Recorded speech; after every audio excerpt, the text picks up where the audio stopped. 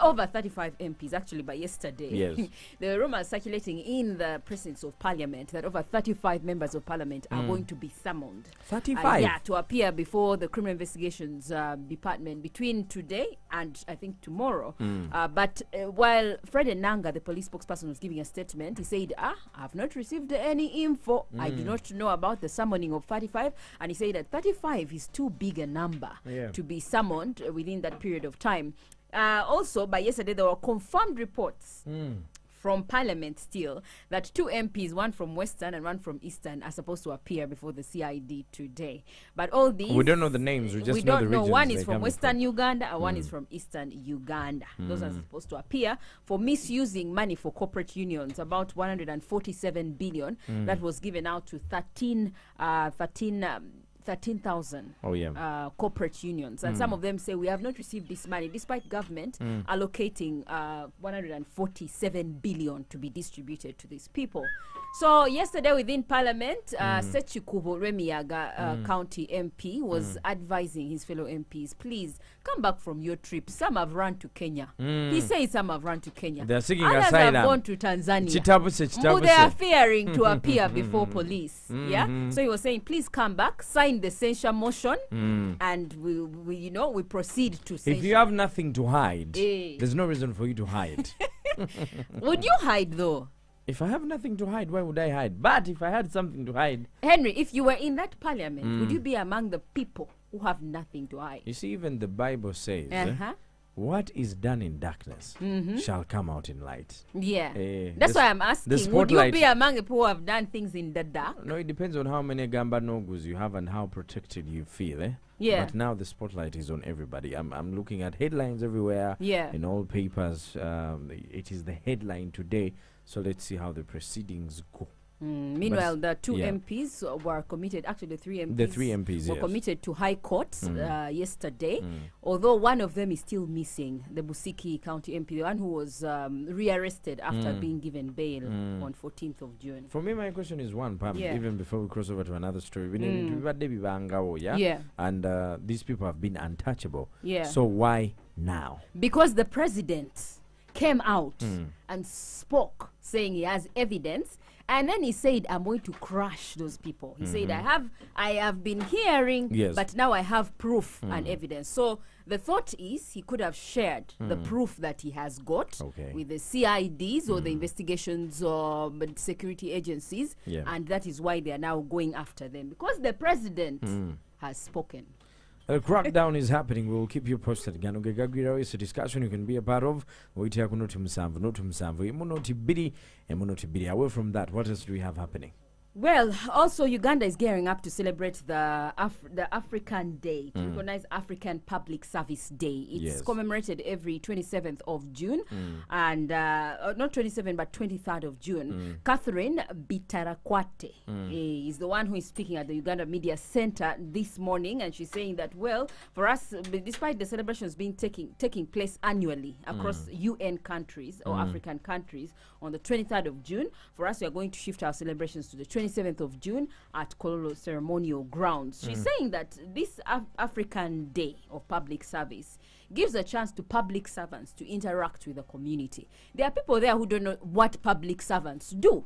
You're there, you hear someone is a cow. What does the cow do? You hear someone is an accounting officer for a district. What do they do? The district education officer, all those positions. So it is a chance for people to interact with these people in public service and see how they fit, to build trusts. I hope they don't come with their attitude, the one they use in their offices. Have you ever been to a public office? Or you get a public office, you ask somebody, they even just point using their mouth. I'm looking for the cow. I tell you, you'll be even lucky to find the cow in office over the public side, because you will come back like 3 times and they're telling you Gundi went over up country. You look for them like for 3 weeks and making an before appointment. finally You have to, take Anyway, let's hope it's a step in the right direction. Yeah. So Bitarakwate speaks about this day, and she's focusing on the work, what public service has done so far in terms of cutting overspending by the government, by merging the agencies. And she's saying effective 1st July, they're going to start merging agencies and limiting duplication. Taking for the last 4 years is the rationalization of public expenditure commissions and agencies. Under this exercise, we have made a number of initiatives and actions towards right-sizing government by removing duplications, wastage, and looking at efficiencies through mergers, abolitions, and outright shift of agencies from one institution to the other. We shall keep you posted. Ganogega Guido, if you're just joining us, sorry. welcome aboard. Yes. Some people were talking about, the government is doing strides to cut down, so duplicating. And then we had also the duplication of.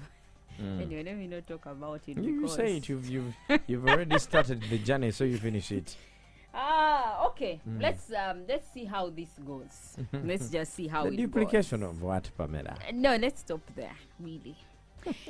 Chigezi region. Yes. There is a mother and her 2 children who actually appeared in court. Mother and children. Yes, mother and her 2 children. The How old mother are in the question is children? called Mutesi. The children are 21 years old, okay. a son, and a daughter of about 19 years old. Mutesi is, I think, around 48 years old. Her husband, the deceased now, is called Byamukama Vincent. This happened in Chigezi region. What happened? Where the man was chopped to pieces with a panga. The woman and her 2 children chopped him to pieces with a panga, and then burnt his body, and then dumped it in a pit latrine and demolished the pit latrine. So Mutesi has been bitter, and her children have been bitter with her husband for throwing them out for 1 month. Apparently, the husband has been having addiction to alcohol issues, and their marriage had not been stable. So they had misunderstandings, and he chases all of them out of his house. He says, I'm going to stay here alone.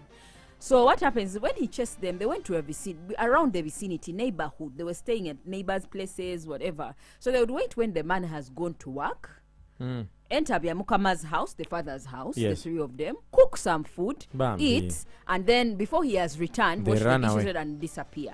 So on the 8th of June, they do the same thing. But this time around, they didn't know he was inside. So they found him inside. He grabbed a panga and chased them and told them, never come back to my house again. His 2 children and the wife.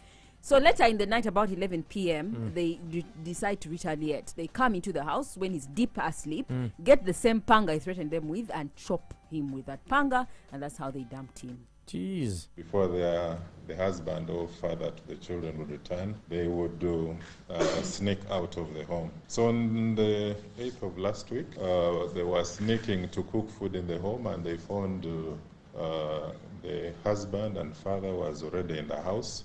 So he picked a panga and chased them again. So it was out of frustration that the family waited for him to sleep off at around 11. They entered, found him dead asleep, picked the panga, which he had, and they hacked him by the neck and killed him instantly. Then they carried the body behind the house, set it ablaze, and then poured the remains in the toilet and even demolished it. So it took the intervention of relatives of the victim who piled pressure, and that is when it was established that the remains of the victim were in a pit latrine. Yeah. Very That, sad. you know, that is top-notch anger, because you chop, burn a dead body, throw the dead body in a pit latrine, and then demolish the pit latrine. I mean, that is. So there's nothing to be top-notch. buried. In short, No, the police they found tried a to human skull after they Oh. revealed. They only were able to recover the skull the skull. from the toilet. Everything from the else latrine. was. So I'm imagining this situation. Where did everything go wrong? Yeah. Temubeera wano temulya mmere yange mbafulumiza ennyumba. Yeah, like how do we reach things? But How do we you said- let things reach that Henry, you extent? see, like men should be more understanding. Pam. No, this Pam. is what I'm saying. Pam. First, Pam. listen, Henry. Let me first finish. Okay, just say people. Okay, Don't people. gaslight men only. Okay, yeah. Yes. Okay, in the recent past, we've had like a string of incidents by police, women killing men, and remember unaware, the or situation you're attacking talking men about, unaware. it's a woman and her children that killed a man. So please proceed as we conclude. Okay, maybe I said it the wrong way. Yes. But you see, this is your wife. She has invested all these years in a marriage with you, and me, I've not invested the years to 2 children with you. Uh-huh. So you have your own issues, and then you come and completely disorganize her life. I am not just, by the way, Henry, I am not justifying killing someone. That woman deserves to be locked up for 1,000 years because she has killed you feel her like father, it's the man that disorganized her, and she has probably misled her children into doing a very bad thing.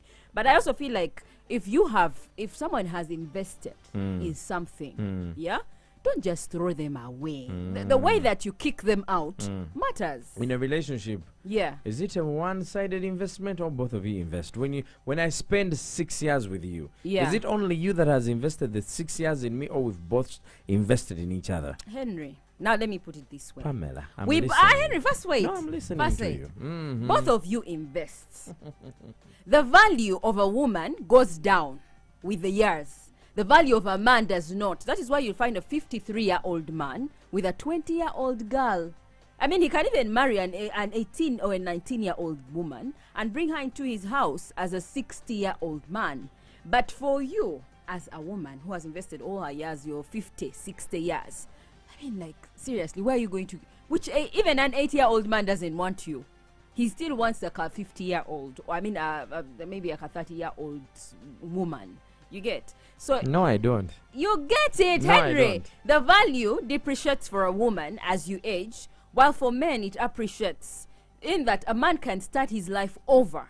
Yeah, it's easier for a man to start his life over at 60, let's say, at 50, let's say. But a woman to start her life over at even 48 seems like it's too late for her. So okay, it's the mindset. Whatever baggage you come with, if you're not giving me peace, if you're quarrelsome, if you're a cheat, if you're body mulogo, whatever baggage that you come with, simply because I'm your man, I'm supposed to withstand that because your value depreciates. I didn't say that. I say that the way that you throw someone out matters. Also, leave her the house and leave her the kids. You know, like, give her some sort of balance to this thing. Like, she will feel a little bit. When women are lying to men about children, when they are walking away from marriages without explanation, without closure, when you are yelling, do you think about that? Maybe that's a conversation for another day. This is the Mid-Morning Tukone 100.2 Galaxy FM. Behavior, more stories are going to be coming up in our Galaxy TV. Jikonkone. Galaxy TV. Jikonkone. Galaxy TV. Jikonkone. Galaxy TV. Jikonkone. Galaxy TV. Jikonkone. Galaxy TV. Jikonkone. Galaxy TV. Jikonkone. Galaxy TV. Jikonkone. Galaxy TV. Jikonkone. Galaxy TV. Jikonkone. Galaxy TV. Jikonkone. Galaxy TV. Jikonkone. Galaxy TV. Jikonkone. Galaxy TV. Jikonkone. Galaxy TV. Jikonkone. Galaxy TV. Jikonkone. Galaxy TV. Jikonkone. Galaxy TV. Jikonkone. Galaxy TV.